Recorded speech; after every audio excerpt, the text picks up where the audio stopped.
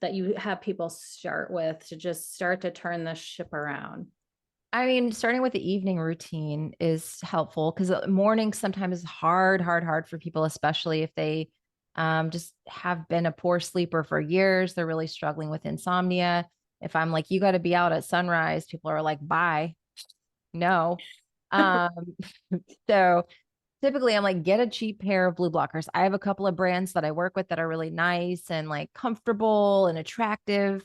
But you could just go onto Amazon and get a pair of Spectra 479s.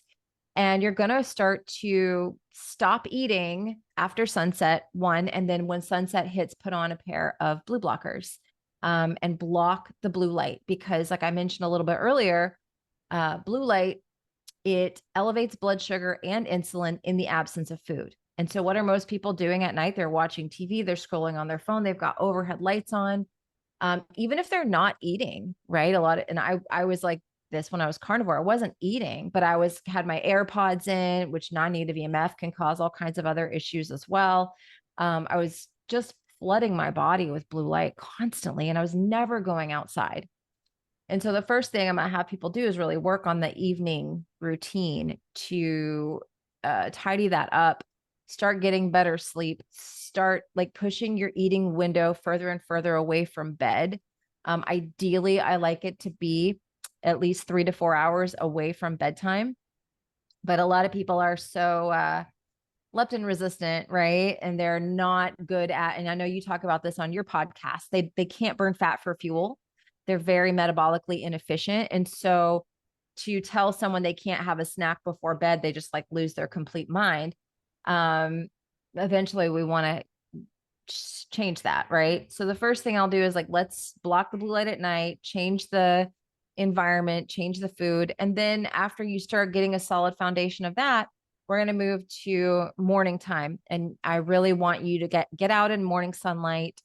Let sunlight be the first light that hits your eyes because this actually turns on the HPA and HPG axes. It tells your body to make the appropriate amount of cortisol for that time of day and eat breakfast. Eat breakfast. Usually I like a carnivore breakfast or a keto breakfast, a zero carb breakfast. Even if someone is implementing some carbohydrates in their diet, my goal is to eventually get them onto a carnivore or keto style breakfast. And if they want to have carbs, they can have them in their lunch, ideally, maybe a little bit at dinner too. But there's so many benefits to having that blood sugar stabilizing carnivore protein heavy breakfast in the morning and getting the sunlight.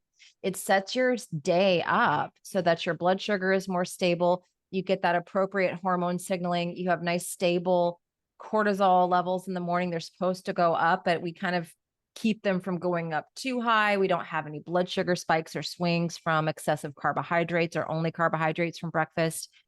And then throughout the day, we are trying to go outside, take light breaks. If we have to be under a lot of fluorescent lights or on screens, we use blue blockers. Iris is great for your computer because, again, even though during the day we want to make more cortisol, we don't want it to go overboard. And the signal in most homes is number one, there's no infrared light inside of most homes because windows block most of that out.